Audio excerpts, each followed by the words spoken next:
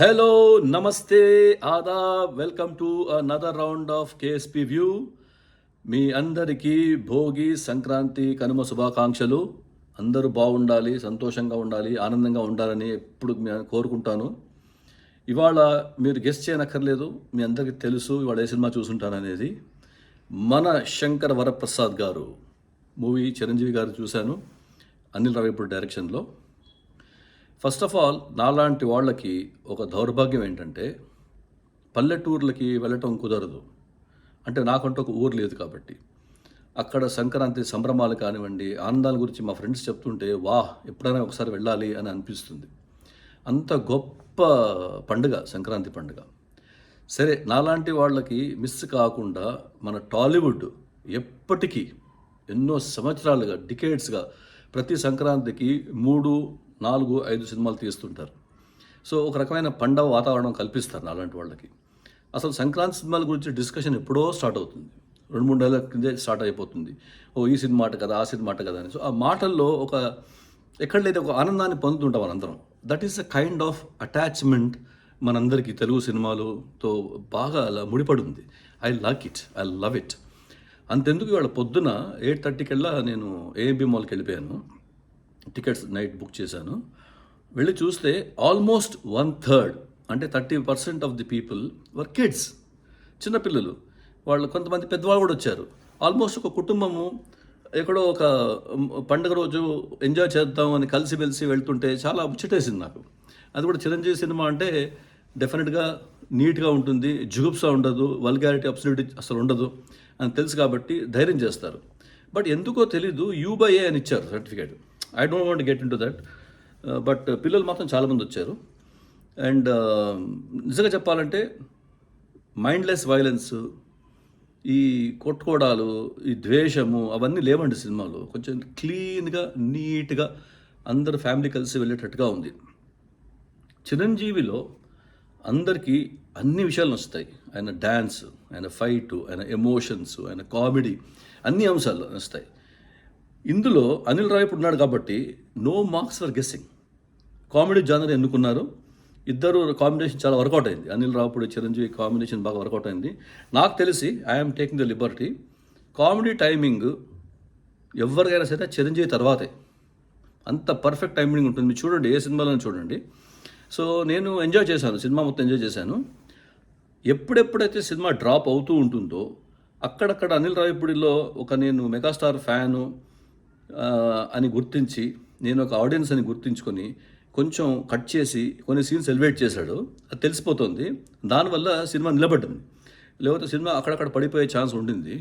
ఎందుకంటే the weakest track is villain track. ఆ villain track పెద్దగా లేదు. ఇలాంటి సినిమాలో ఎలా పెడతారని కూడా అనుకున్నాను, కానీ ఏదో ఒకటి పెట్టి కానిచ్చేశాడు. విలన్ ఉండాలి కదా హీరోకి, అలా కానిచ్చేశాడు. అక్కడ కూడా భయంకరమైన ఫైట్స్ ఏం లేవు, లక్కీలీ, థ్యాంక్ గాడ్. తర్వాత ఏంటంటే ఒక చిన్న విమర్శ కాదు ఇది, ఒక అబ్జర్వేషన్ ఏంటంటే అనిల్ రావిపూడి గారి మీద తెలుగు సీరియల్స్ ఇన్ఫ్లుయెన్స్ కొంచెం ఎక్కువ ఉన్నట్టుంది.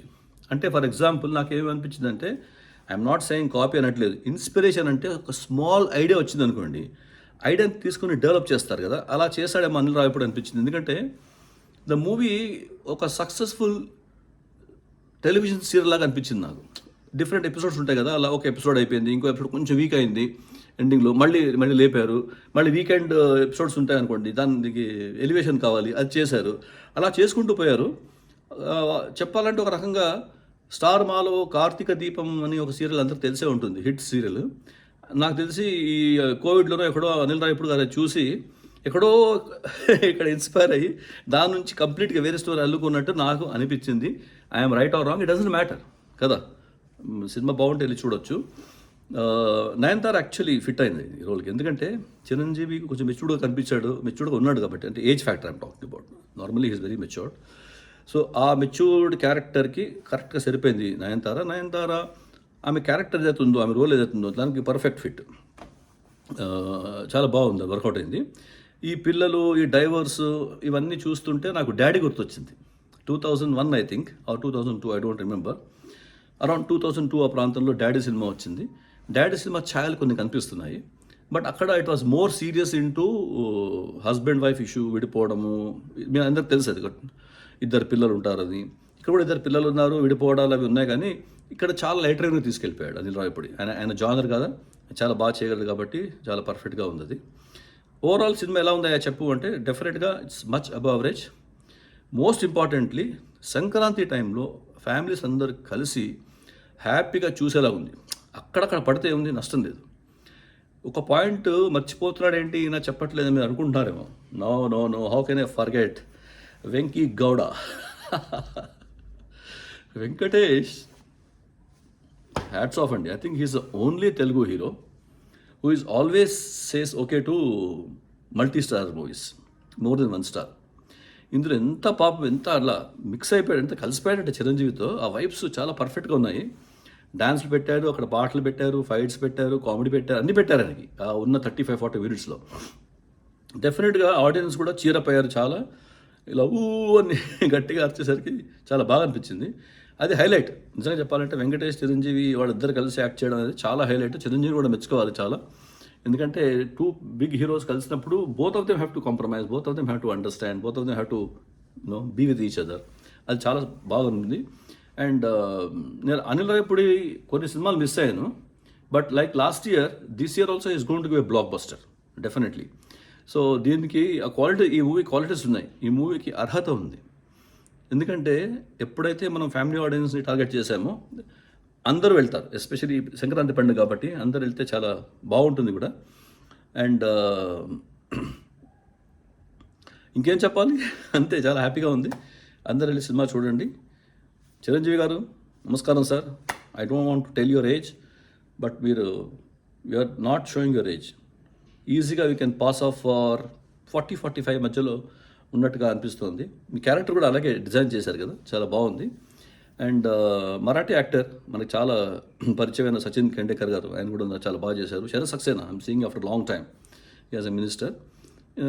అనిల్ రావిపూడిది క్యారెక్టర్స్ చాలా విచిత్రంగా ఉంటాయి, డిఫరెంట్. అంటే చూడండి, నేషనల్ సెక్యూరిటీలో పనిచేస్తాడు చిరంజీవి, అర్థమైందా. తర్వాత I have to mention one word about Harsha కూడా చాలా బాగా చేశాడు. ఆయన కామెడీ సినిమాలో ఆయన ఉంటే కొంచెం వాల్యూ అడిషన్ వస్తుంది. ఓకే. అండ్ మ్యూజిక్ గురించి పెద్దగా చెప్పక్కర్లేదు, నాకు పెద్ద పాటలు నాకు అంత నచ్చలేదు.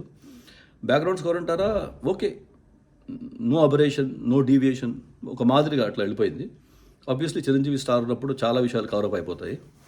అండ్ నాకు ఒక్క చిన్న ఇదేంటంటే, చిరంజీవి ఫ్యాన్స్కి ఇదేంటి కంప్లీట్ కామెడీ అయిపోయింది అని అనుకోకపోతే చాలు. వాళ్ళు అనుకోరని తెలుసు. అంటే లార్జర్ దెన్ లైఫ్ డిష్ అవి లేవు. అవి ఉండే ఛాన్స్ లేదు, ఆస్కారం లేదు ఈ సినిమాలో. Okay. So I'm very happy that I watch this movie today morning.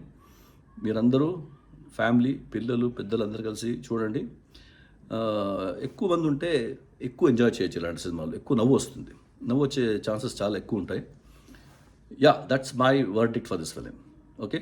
Until the next movie I will say bye bye.